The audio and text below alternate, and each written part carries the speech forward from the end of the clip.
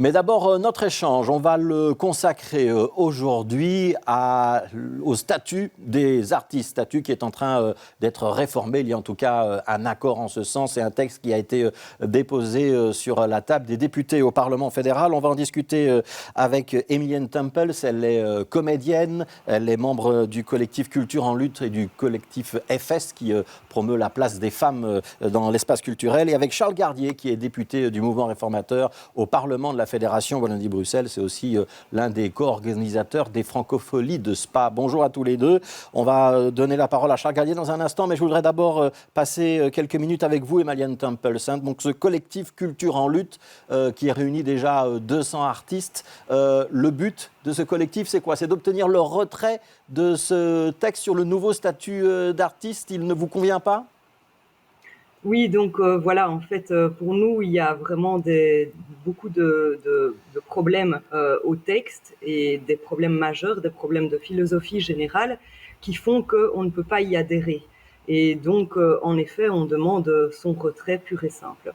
Ouais. Alors, je ne comprends pas tout à fait, parce que quand le texte a été présenté, c'était il y a quelques semaines, tous les partis politiques qui y ont participé, Écolo, le Parti socialiste, le mouvement réformateur pour le côté francophone notamment, nous ont tous dit « Ah, ben ça va vraiment améliorer le statut des artistes, il faudra moins de jours de travail pour avoir le droit à ce statut. On va sortir de l'arbitraire, parce que c'est une commission où les artistes sont représentés qui décidera de qui a droit, qui n'a pas le droit au statut. » Vous n'êtes pas d'accord ?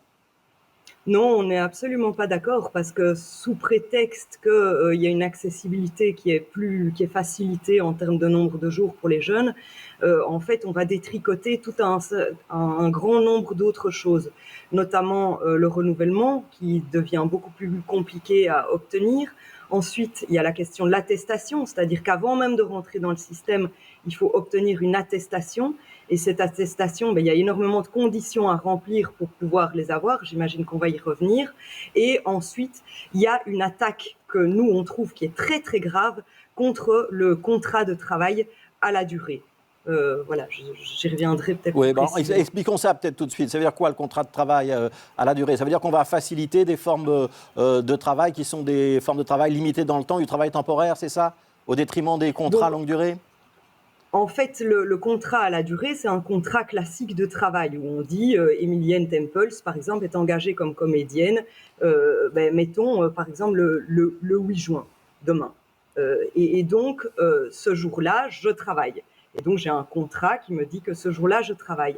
Eh bien, demain, en fait, en fonction de ce que je gagne, il est possible que sur cette carte, je ne sais pas si vous connaissez, donc c'est la carte de contrôle, le formulaire C3A, qui est la carte de contrôle du chômage, que tous les chômeurs et donc tous les artistes remplissent. Eh bien, en fait, on noircit les jours travaillés. Et là, en fonction d'un certain montant, eh bien, en fait, il faudra probablement noircir éventuellement le lendemain ou même le surlendemain si on a gagné encore plus. Alors que nous, on se bat pour avoir des bons salaires et avec des commissions paritaires. Et donc, imaginez, vous travaillez 10 jours et peut-être qu'après, vous allez devoir noircir encore 10 jours supplémentaires parce que vous avez bien gagné. Et ça, c'est complètement inacceptable. Ça n'existe nulle part ailleurs. Et si ça arrivait dans d'autres secteurs, parce que c'est possible que ça puisse arriver dans d'autres secteurs demain, c'est un recul social, mais inouï, quoi. Ça veut dire qu'on va pénaliser les artistes qui gagnent bien leur vie sur peut-être un court laps de temps, mais qui après, du coup, pourraient perdre un certain nombre de droits au chômage. Oui, Charles Gardier, je voudrais vous donner la parole, Charles Gardier, donc membre du Parlement de la Fédération Wallonie-Bruxelles.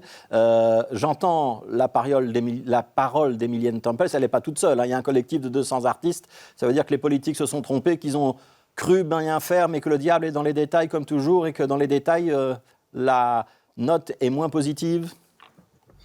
Écoutez, moi, je ne serai jamais là pour m'opposer à des artistes, d'autant que toute la démarche qui a été la nôtre, celle du mouvement réformateur, au départ, était vraiment issue du fait que l'on remontait des réalités de terrain qui nous étaient indiquées par les artistes. Et soyons honnêtes que par rapport aux artistes, il y a énormément de cas différents les uns des autres, et c'est vrai que voilà, on ne peut pas imaginer résoudre tous les cas particuliers des artistes en une fois et avec un statut qui, je pense néanmoins, et je ne suis pas le seul à le penser, beaucoup d'artistes, parce que je suis en contact avec beaucoup d'artistes, le reconnaissent, améliore quand même grandement les choses par rapport à la situation actuelle. Alors, elle l'améliore comment de façon très concrète? Soyons tout à fait honnêtes, à l'heure actuelle, le statut de l'artiste est un sous-statut de chômeur, avec des tracasseries qui sont avérées par rapport à la recherche, par exemple, de ce qu'on appelle la recherche active d'emploi ou d'un emploi convenable. Il y a aussi le fait qu'effectivement, les artistes jusqu'ici sont face à des gens qui ne les comprennent absolument pas. Ils ont parfois affaire à 4 administrations différentes. Demain, il n'y aura plus qu'une administration qui va parler avec ces artistes, les comprendre, puisqu'elle sera composée pour moitié d'acteurs issus du milieu culturel. Un autre élément qui nous paraissait très important, c'était de mettre fin à la différence de traitement entre artistes et techniciens du secteur artistique. Et donc là aussi, il y a eu un travail important. Alors c'est vrai, Madame Temples le disait, le statut est obtenu de façon plus simple aujourd'hui. Donc, il est plus facilement accessible pour les jeunes artistes. On a réduit le nombre de prestations et on a augmenté la durée à travers laquelle ils peuvent obtenir ce statut. Mais il est vrai, elle a raison, qu'on demande aujourd'hui des prestations sur 3 ans de façon plus nombreuse que par le passé. Alors, je pense qu'on est dans quelque chose tout à fait honnêtement de raisonnable. On a pris en compte, et je crois que c'était vraiment important de respecter à un moment donné les artistes, et je trouve qu'on ne l'a pas fait assez pendant très longtemps, et moi c'est vraiment un combat personnel. On a pris en compte le travail invisibilisé. Il était temps effectivement de comprendre que les artistes, ce n'est pas simplement quand ils sont sur un tournage ou quand ils sont sur une scène, qu'ils travaillent. Charles Gardier, il y a vraiment... Charles Gardier, je voudrais une réponse sur un point précis. Je pense que pour avoir le droit au statut d'artiste, notamment pour les métiers techniques auxquels vous faites référence, et vous êtes un petit peu du côté des employeurs, parce qu'aux Francopholies de Spa, vous allez employer des musiciens, des chanteurs, mais aussi des techniciens du spectacle, des ingénieurs du son, des éclairagistes, etc., etc. Il faut prouver, si j'ai bien compris et bien lu les textes, qu'on a une dimension essentielle dans le travail artistique. Est-ce que ça va être facile, ça? Et est-ce que ce n'est pas justement une manière de restreindre l'accès pour des professions plus techniques au statut d'artiste? C'est l'inverse. On a vraiment créé quelque chose de plus large et de plus accessible, justement, avec vraiment un statut équivalent. Et Mme Temples faisait part d'une vive inquiétude par rapport à la dégressivité des allocations. Mais en réalité, c'est terminé, cette dégressivité des allocations pour ceux qui prestent 78 jours sur 36 mois. 78 prestations sur 36 mois. C'est certes plus que par le passé, mais on n'est pas, me semble-t-il, dans quelque chose de déraisonnable. Et c'est fini également, Madame Temples, l'exigence de la recherche active d'emploi. Et donc, vraiment, et c'est fini aussi cette notion de l'emploi convenable qui, personnellement, me scandalisait. Et je peux vous dire vraiment que j'ai eu énormément de contacts avec des artistes qui vraiment me disent vraiment avoir trouvé ces avancées, qui certes ne répondent pas nécessairement à tout, mais fortement importantes. Il est temps de reconnaître le côté essentiel des artistes, de reconnaître... On va permettre à Emilienne... on va permettre à Emilienne Temples de répondre. Emilienne Temples, je voudrais peut-être un point déjà pour commencer. Donc, il va y avoir Charles Gardier a fait référence à une commission du travail des artistes, où les artistes sont représentés. C'est cette commission qui va pouvoir dire, oui, ça c'est effectivement un artiste, il a le droit au statut, celui-là il n'a pas le droit. C'est quand même une avancée, vous reconnaissez ça ou pas ? Alors, je voudrais juste quand même revenir sur quelque chose, parce qu'on parle de statut d'artiste. Vous utilisez ce terme. D'abord, le statut, il n'y a pas de statut. Aujourd'hui, il n'y a pas de statut. On bénéficie de la non-dégressivité des allocations de chômage, et demain, ce sera la même chose. Donc déjà, ça c'est un premier point. On reste dans un statu quo. Ensuite, deuxième chose, parce que par rapport à la question du renouvellement, ça je voudrais quand même répondre à monsieur Charles Gardier, il ne s'agit pas de troquer un accès facilité contre un renouvellement plus dur, d'autant que l'accès est conditionné à l'obtention d'une attestation, et celle-là, elle ne sera pas facile à obtenir. Il va falloir prouver pour ceux qui sortent de l'école un certain nombre de jours, un plan de carrière viable.